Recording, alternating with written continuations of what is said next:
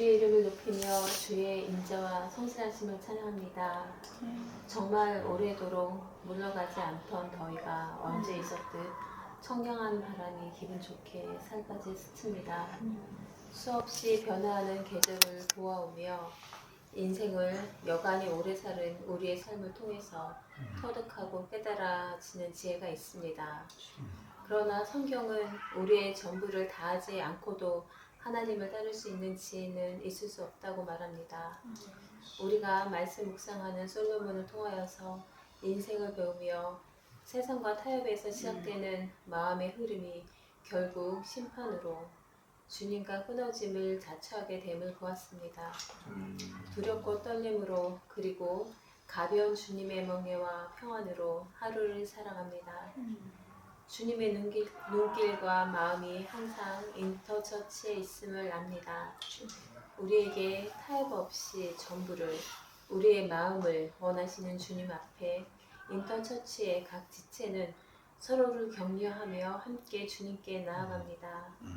매일의 삶이 주님께 예배가 되길 원하며 이 시간 예배 가운데서도 주님의 기쁨이 우리 안에 가득하길 원합니다.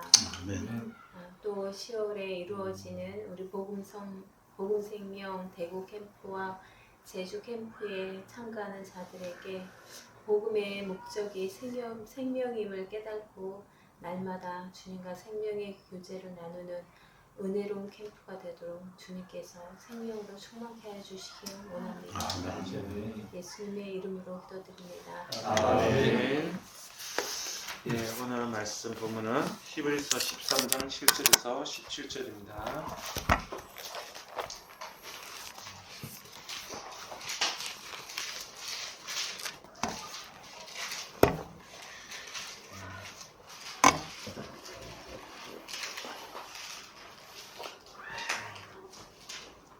펴신 줄 알고 히브리서 13장 7절 저부터 한 절씩 오른쪽으로 읽어가겠습니다. 하나님의 말씀을 내게 일러주고 너를 인도하던 자들을 생각하며 그들의 행실의 결말을 주의하여 보고 그들의 믿음을 본받아라. 예수 그리스도는 어제나 오늘이나 영원토록 동일하시니라. 이러가지 다른 교훈에 끌리지 말라. 마음은 은혜로서 뜻게 함이 아름답고 음식으로서 할 것이 아니니 음식으로 말미암아 행한 자는 유익을 얻지 못하였느니라. 우리에게 제단이 있는데 장막에서 섬기는 자들은 그 제단에서 목을 권하지 없나니 이는 죄를 위한 짐승의 피는 대제사장이 가지고 성소에 들어가고 그 육체는 영문 밖에서 불사릅니다. 그러므로 예수도 자기 피로써 백성을 거룩하게 하려고 성문 밖에서 고난을 받으셨느니라.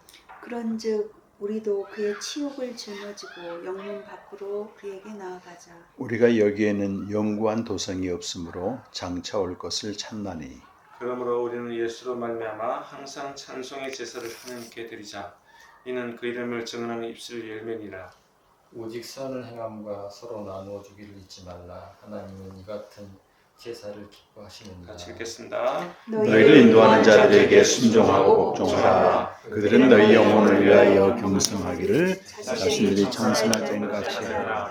그들로 하여금 즐거움으로 이것을 하게 하고 근심으로 하게 하지 마라. 그렇지 않으면 너희에게 유익이 없나니라. 예, 오늘 말씀은 박수 목사님께서 영문 밖에 그리스도에게라는 제목으로 말씀 전해 주시겠습니다. 반갑습니다. 이렇게 명절 끝나고 예. 됐다.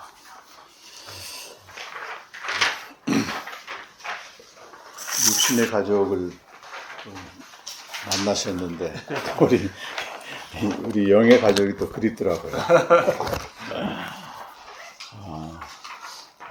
저는 매년 그렇지만 2주 동안 농장에서 배 수확하는 거 상당히 강도 높은 노동을 했습니다. 한 7시부터 시작하거든요, 작업이. 그리고 이제 6시 되면 끝나요. 그럼 저는 이제 공판장에 배를 이제 가득 싣고 이제 가서 실어다 놓고 이제 다음날 새벽에 경매가 오고, 그리고 와서 이제 한 9시, 10시까지는 택배, 그날 주문 들어온 걸 전부 이제 엑셀 파일에다 입력해서 택배사에 보내고, 그래야지 일이 끝납니다. 그러니까 하루 종일 굉장히 이제 바쁘게 돌아가거든요. 보통 묵상할 시간은 3시에서 한 7시까지. 그 타임을 놓치면 이제 못하는 겁니다. 근데 올해도 여전히 하나님이 은혜를 주셔서 이렇게 육체 한계를 이렇게 넘어서는 그런 은혜로 어쩔 때 2시에 일어나고 1시 반에 일어나고 멀쩡해가지고 있는 거예요. 그러니까 야, 이건 내가 하는 게 아니구나. 그리고 이제 한 30분 1시간 잠깐 눈 붙이면은 개운해져요, 몸이. 그렇게 정말 하나님께서 이렇게 생명으로 교제하고 거기서 오는 그 지난번에 말씀드린 최적의 도움, 그 자비와 긍휼, 인자와 신실이 이렇게 부어지니까 이 안 믿는 사람도 있고 믿는 사람도 같이 한 6, 7명 일하는데 이 거침이 없어요. 그리고 참 놀라운 거는 아까도 제 아내가 잠깐 얘기했지만 무슨 배우에 어떤 손이 있는 것처럼 정확하게 물건이 빠질 때 빠지고 들어올 때 들어오고 뭐 이런 게 너무도 물 흐르듯이 되는 거예요. 그러니까 이제 믿지 않는 사람들은 우연으로 보는데 저는 그 어떤 하나님의 어떤 보이지 않는 손이 전체 이렇게 체육관의 돔처럼 딱 이렇게 해나가는 걸 보게 됩니다. 그래서 이 삶의 치열한 현장에서 우리 성도들이 어떻게 생명으로 살아가는가 그것도 좀 경험하고 그 시간 놓치면 교제하기 어렵잖아요. 그리고 이들이 또 믿지 않는 불의한 세상에서 또 말씀도 나오지만 뚫고 나가는 그런 은혜들을 좀 경험하게 되었습니다. 그래서 오늘은 이제 영문 밖에 그리스도에게 나아가자. 그동안 그 히브리서를 제가 이제 여러 번 묵상하면서 가장 눈에 들어왔던 게 파레시아. 우리가 예수를 힘입어서 하나님께 나아가는 것. 그 에베소 3장 12절에도 우리가 그리스도를 믿음으로써 그 담대함과 확신을 가지고 하나님께 나아가게 되었다. 나아가. 이 단어가 굉장히 중요하거든요. 그래서 그 히브리서 10장 이제 결론 부분이죠. 히브리서 10장 19절에서 22절까지는 하나의 결론입니다. 그러니까 히브리서가 상당히 박해와 또 고난과 또 죄 문제로 평탄치 않는 신앙생활은 평탄치 않은 게 사실 정상이거든요. 평탄한 것 자체가 세상과 타협하고 있고 영적으로 잠을 자고 있다는 얘기인데 그들에게 히브리서 기자가 줄 수 있는 최고의 선물이 뭐냐면 파레시아입니다. 파레시아. 지난 4번에 걸쳐 나온다고 얘기했는데 19절에서 22절은 그 하나의 결론이죠. 19절. 그러므로 형제들아 우리가 예수의 피를 힘입어 성소에 들어갈 담력이란 말, 파레시아 담력을 얻었다. 그 길은 우리를 위하여 휘장 가운데로 열어놓으신 새로운 산 길이고 휘장은 곧 그의 육체니라. 예수님이 십자가에서 그 제물이 되어서 찢겨 죽으심으로 열어놓으신 게 하늘 성소로 들어가는 문이고 생명의 길이고 이전에 열리지 않은 새로운 길이었다. 그래서 히브리서 그 10장 앞부분에 보게 되면 그 하나님의 뜻으로 드려진 제물은 동물이 아니고 예수 그리스도의 몸이다. 그래서 저기 10장 10절에 보면 이 뜻 하나님의 뜻을 따라 예수 그리스도의 몸을 단번에 들이심으로 말미암아 우리가 거룩함을 입었다. 그래서 우리가 이제 하늘 성소로 들어가는 길이 열렸다. 22절은 같이 한번 읽어보실까요? 10장 22절. 우리가 마음의 뿌림을 받아 악한 양심으로부터 벗어나고 몸은 맑은 물로 씻음을 받았으니 참 마음과 온전한 믿음으로 하나님께 나아가자. 이제 결론이 하나님께 나아가자. 악한 양심이란 말이 나오는데요. 그 9장 14절에 보면 너희 양심을 죽은 행실에서 깨끗하게 하고 살아계신 하나님을 섬기지 못하겠느냐. 여기 양심이란 말은 10장 2절에서는 죄를 깨닫는 일, 이것도 양심으로 이제 원어에는 되어 있거든요. 근데 여기는 죄를 깨닫는 일로 되어 있는데 원래는 죄의식을 말합니다. 우리 인간이 하나님 앞에 서게 되면, 신 앞에 서게 됐을 때는 이 찌꺼기 같은 죄의식, 이런 것들 절대 떨칠 수가 없는 것입니다. 어떤 외적인 그 죄에 대한 용서는 받지만 내면의 깊은 곳에 하나님 앞에 설 수 없는 그런 당당하지 못한 그런 부분들을 양심으로 표현하고 있는데 그것들로부터 완전히 벗어나서 참 마음과 온전한 마음으로 하나님께 나아가자. 이것이 그동안에 제가 이제 히브리서 묵상할 때 계속 들어왔는데 이번에 그 히브리서 4번째 묵상할 때는 오늘 그 13절 말씀이잖아요.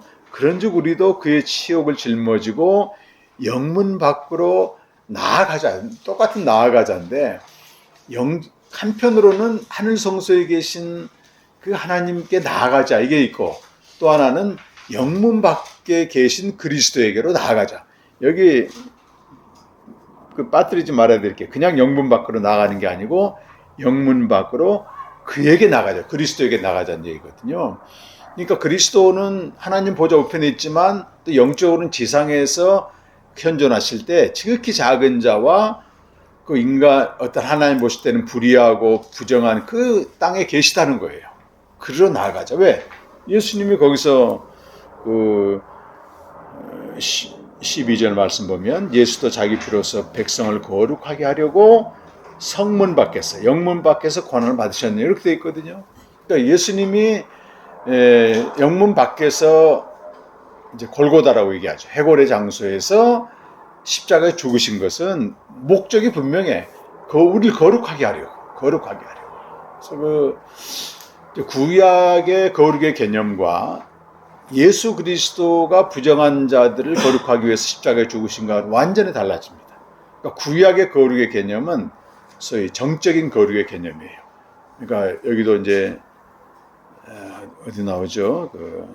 4번에 4번 보게 되면 구약에서 거룩은 부정한 것에 의해서 부정하게 되는 정적인 개념입니다. 이 defilement란 말은 이제 종교적인 용어거든요. 부정하게 되는데 내가 뭔가 대상과 접촉함으로써 내가 부정하게 되는 거예요.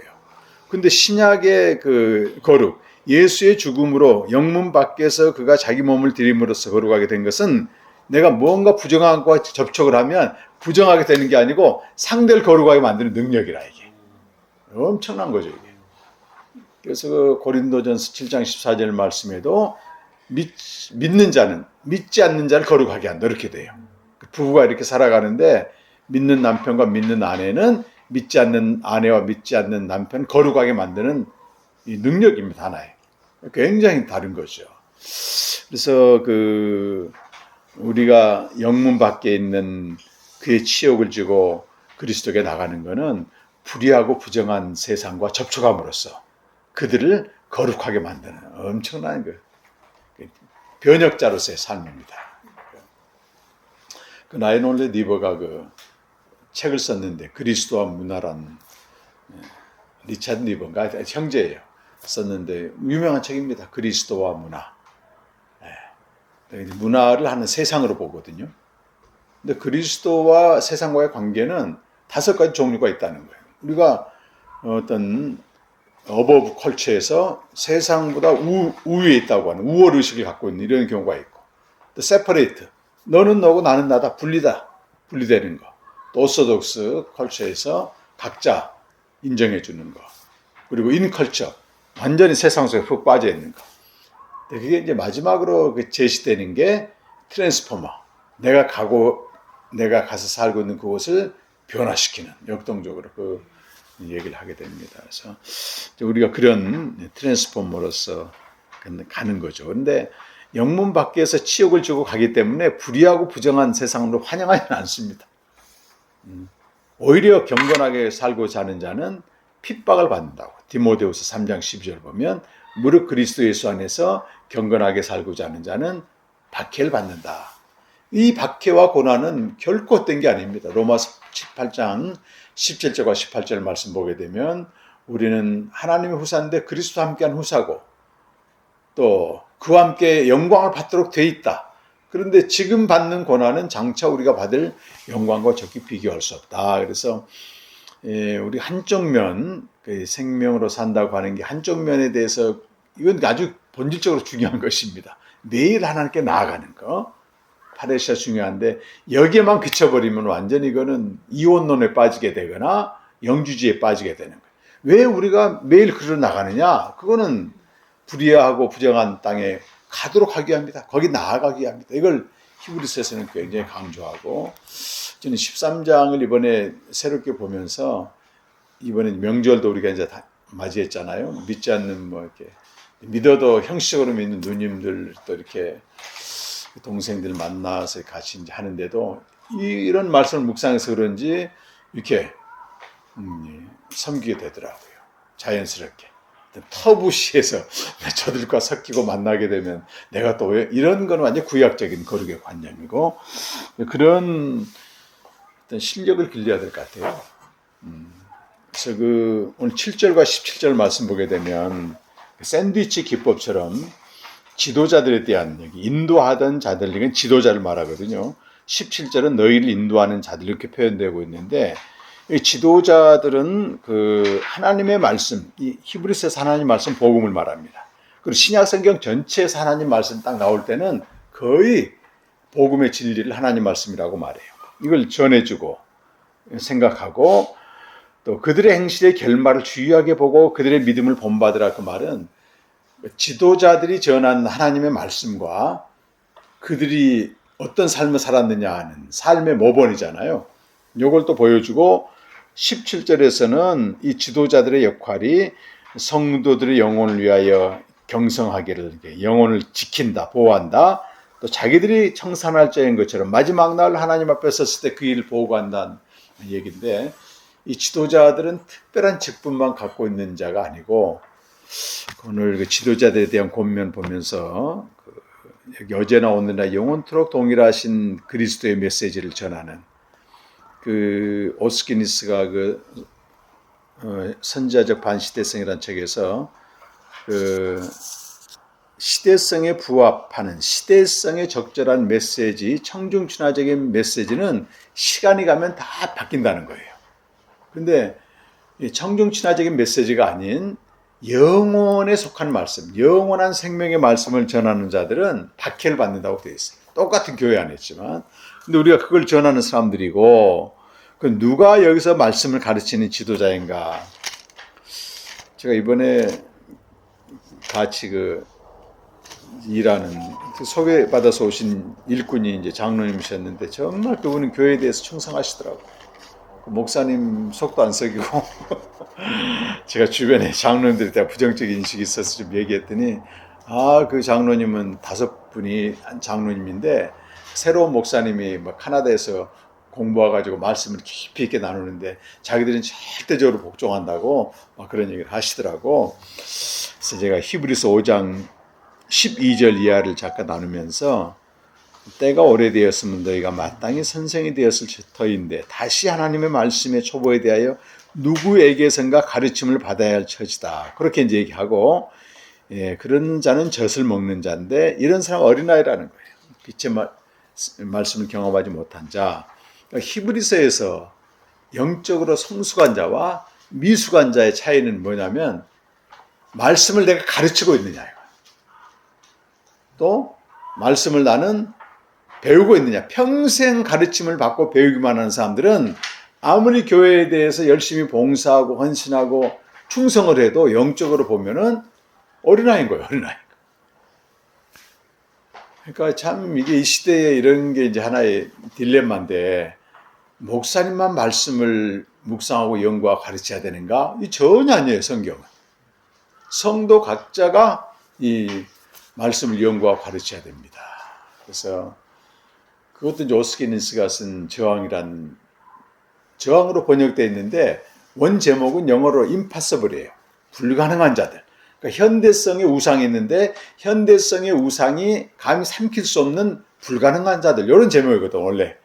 근데 오스키니스가 그걸 이제 우상의 형태에 대해서 쭉 나열하다가 마지막 부분에 가게 되면 과거나 지금이나 동일하게 우상이 삼키지 못하는 불가능한 자들은 성경을 연구한 자들 그렇게 나와요. 그러니까 성경을 연구하고 우리가 묵상하고 이게 그냥 뭐 특별한 사람들만 하는 게 아니고 범람하는 우상 가운데서 우리가 어떻게 이기냐 말이지. 그리고 그걸 히브리서에서는 장성한 자들 이렇게 말합니다. 장성한 자들. 근데 이제 진짜 이렇게 말씀을 연구하고 가르치고 이러게 되면 이 어떤 좀 생각이 얕은 목회자들은 위협을 느낀다고. 근데 전혀 그렇지가 않습니다. 지난번에도 말씀드렸다시피 대구에 갔더니 장로님들이 다 가르쳐요 이렇게.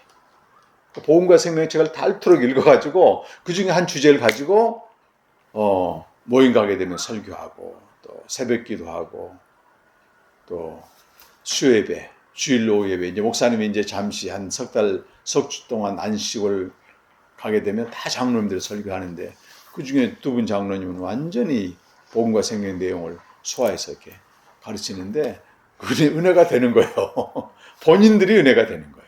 근데 이 인터처치 그러니까 각 사람이 말씀을 이렇게 상고하고 그 사도행전 17장 11절에 봐도 베레아 교인들이 듣기만 한 게 아니고 말씀을 간절히 받았지만 이 말씀이 정말 그러한가 본인들이 상고한 거예요, 매일. 근데 이렇게 말씀을 연구하고 그 영문 밖에 나가서 말씀이 나타나고 이게 정말 필요한 신앙인데 우리는 그렇게 신앙을 안 배웠다고. 그러니까 뭐 특별한 걸로 생각하는데 당연한 겁니다, 사실은. 당연한 거고 그 얘기를 좀 나누고 싶고 그리고 일단 말씀을 가르치는 자들 받는 자는 지도자를 순종하고 그가 기쁨으로 이래야 된다 그 얘기를 조금 나누고 오늘 그 9절의 말씀 보게 되면 이것도 좀 우리가 주목해서 봐야 될 것 같아요. 여러 가지 다른 교훈에 끌리지 말라. 그건 7절에 있는 하나님의 말씀 복음이고 복음 아닌 다른 것에 끌리지 말라. 우리의 마음은 은혜로서 굳게 함이 아름답다. 은은 하나님이 그리스도 안에 생하신 일을 말하고 복음을 말하겠죠. 음식으로 살 것이 아니냐 그 말은 당시 유대인들에게는 어떤 특별한 음식 규정을 지킴으로써 자기 양심을 좀 이렇게 강화시키고 마음을 견고하게 하려고 하는 경향이 있거든요. 근데 오늘날 우리도 마찬가지예요. 예를 들어 뭐 전통 내 새벽기도를 갔다 왔다. 오늘 주일 예배 드렸다. 그럼 뭔가 마음에 자부심과 뿌듯함을 느끼고 그런 그 종교적인 행위를 수행하지 않게 되면 뭔가 꺼림직하고 그렇다고 말입니다.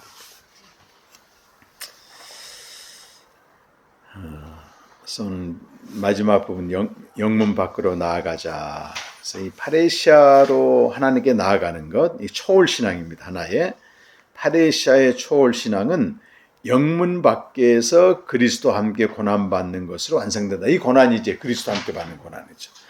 그래서 오토미엘이라고 하는 그 히브리서 주석이 굉장히 두껍습니다.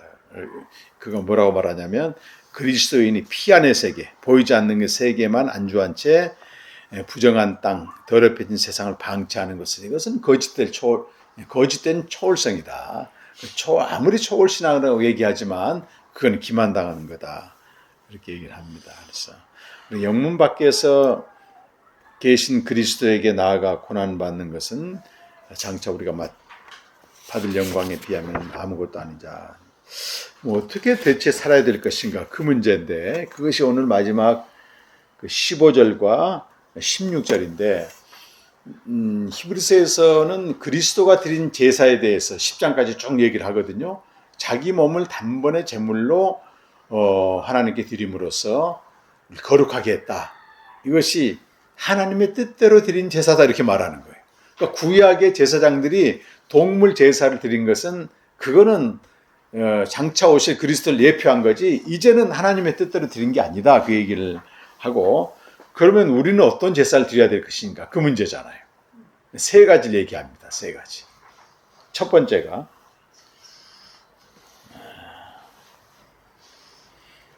예수로 말미암아 항상 찬송의 제사를 하나님께 드리자. 예수로 말미암아 드린다는 얘기는 예수님을 통해서 하나님이 행하신 일을 알면 알수록 그분에 대한 찬송이 그치지 않는다.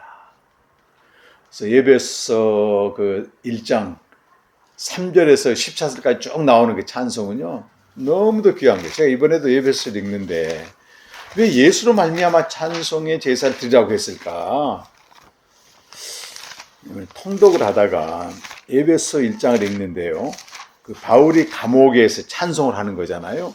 찬송하루다. 이게 찬송의 제사입니다. 근데 막연하게 찬송이 한 게 아니고 극한의 고통 속에서 찬송을 하는데 3절과 4절, 5절, 6절 보게 되면 동일하게 반복되는 말이 그리스도 안이란 말이에요. 그리스도 안. 그 1장 3절에 보면 찬송하로다 하나님 곧 우리 주 예수 그리스도의 아버지께서 그리스도 안에서 하늘에 속한 모든 신령한 복을 주었다.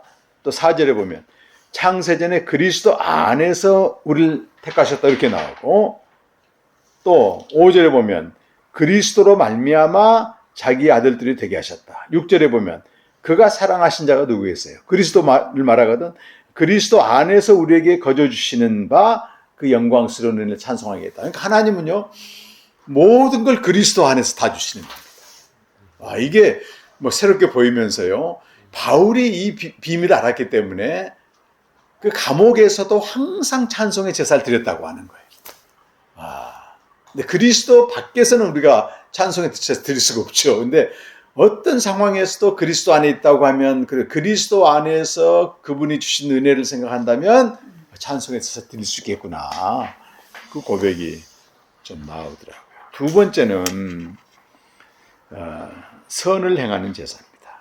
선은 막연한 도덕적인 선이 아니고 하나님의 일을 말하고 우리가 복음을 전하는 걸 말합니다. 그리고 마지막으로 그 나눔의 제사인데 마태복음 25장 40절 보게 되면 지극히 작은 자 안에 현존하신 그리스도를 섬기는 게 나눔의 제사다. 이런 제사들 하나님이 기뻐하신다는 거예요. 이걸 이제 총괄적으로 말하면 로마서 12장 1절 2절에 있는 너희가 너희 몸을 하나님이 기뻐하시는 산 제사로 거룩한 산 제물로 드리라. 이것이 영적 예배다. 그 내용은 이 세대를 본받지 않고 마음을 새롭게 함으로 하나님이 기뻐하시고 선하시고 온전한 뜻이 무엇인지 분별하고 이제 행동한다고 하는 것. 그러니까 그리스도인이 이렇게 막연하게 믿는 건 아니고요. 너무 분명한 길이 나와 있어요. 하나는 보이지 않는 세계, 영으로만 알 수 있는 그 세계, 하늘 성소에 매일 파레시아로 나가는 거예요. 하나님이 이걸 기뻐하시더라고. 부모가 어느 날 자녀가 정신 차리거나 공부하겠다고 하게 되면 빚이라도 내서 학원 등록시켜 주듯이 하나님이 기뻐하는 뜻을 구하면 요한에서 3장 20절에도 보게 되면 5장 21절에도 우리가 그의 뜻대로 구하면 그분이 주시지 않겠느냐 담대함이 그거거든요. 그러니까 파레시아는 하나님이 기뻐하는 뜻이기 때문에 구하는 거죠. 그래서 이번에 그 농장 일 하기 전에 제가 파레시아에 대해서 기도할 때 진지하고 간절한 기도가 나오더라고요. 정말 이 시간을 놓치면 주님 하루 종일 이렇게 교제의 시간이 없는데 국률 베풀어 달라고 간절히 기도했는데 그러고 잊어버렸어요 저는. 근데 이렇게 뭐 2시 어쩔 때는 3시 어쩔 때 피곤하니까 실컷 잤는데도 막 일어나지는 거예요. 야 지나고 보니까 하나님은 그런 기도를 다 들으시는 거예요. 그래서 오히려 뭐 집에 있을 때보다도 더 풍성하게 교제를 했던 것 같아요. 그리고 그런 교제에서 나오는 힘을 가지고 어떻게 보면 농장 안이 하나에 한 6, 7명 일하지만은 굉장히 민감한 곳이에요. 경매 가격이 나오게 되면 또 이렇게 처형이 반응하게 되고 거기 관계성 속에서 일하기 때문에 얼마든지 틀어줄 수 있는데 이런 게 이제 물 흐르듯이 쭉 이렇게 하는 걸 보고 지금 마지막 날에는 믿지 않는 나이가 좀 많은 분이 계시거든요. 그 저를 그렇게 찾고 그날 못 나왔는데 제 명함을 같이 온 분한테 달라고 그러고 이런 분들이 그냥 하고 또 한 분은 일부러 가다가 내려가지고 인사를 하고 제가 무슨 목사라고 하는 권위 때문에 그런 건 전혀 아닙니다. 근데 이분들이 제가 이런 하루 종일 일하면서 섬기는 모습이랄지 존중하는 모습을 통해서 은근히 이렇게 들어가는 거예요. 이런 게. 그래서 아주 영문 밖으로 그에게 나간다고 하는 것이 너무 중요한 이 두 가지가 분리가 안 되고 결합돼야만이 온전한 것이지 이제 우리가 그런 목적을 향해서 나가는 거죠. 그래서 절대 세상은 뭐 이렇게 기대하는 것은 아닙니다. 그래서 요한복음 7장 7절 이하 보게 되면 예수님이 세상을 향해서 이미 세상은 악한 곳이라고 딱 정죄해 놨거든요. 근데 악한 세상에다가 악하다고 얘기하면 무슨 의미가 있습니까? 그래서 우리가 세상을 향해서 나갈 때는 그리스도의 능력을 짊어지고 변혁자로서 동적인 거룩한 개념으로 나가야 되지 않는가 그런 생각을 해서 제가 농장에서 받은 은혜와 히브리서 말씀을 좀 함께 좀 나눴습니다. 그래서 인터처치가 정말 이 파레시아에 너무 신실하게 하시잖아요. 근데 우리에게 또 6일 동안은 매일 나가야 돼. 근데 만만치 않은 곳입니다. 그리스도의 능력을 주시고 거기 계신 그리스도에게 나가는 거잖아요. 거기 계신 그리스도에게 나가는 거지 어떤 뭐 세상 임금에게 나가는 게 아닙니다. 고난까지도 기쁘게 받는 우리 지체를 되시길 간절히 축원합니다. 기도하겠습니다. 하나님 아버지, 그리스도께서 제물이 되셔서 하늘 성소로 들어가는 길을 열어놓으시고 이제 누구든지 예수의 피를 힘입어 하늘 성소에 들어가는 담대함, 바데시아를 주신 것 감사합니다. 이제 참 마음과 온전한 믿음으로 하나님께 나아가는 저희들 되게 하여 주옵소서. 그러나 동시에 영문 밖에서 고난당하셔서 우리를 거룩하게 하신 그리스도에게 매일도 나아가 그리스도와 함께 고난에 참여하고 또 그가 줄 영광을 또 바라보며 나아가는 저희들이 되게 하여 주시옵소서. 예수님의 이름으로 간절히 기도드립니다.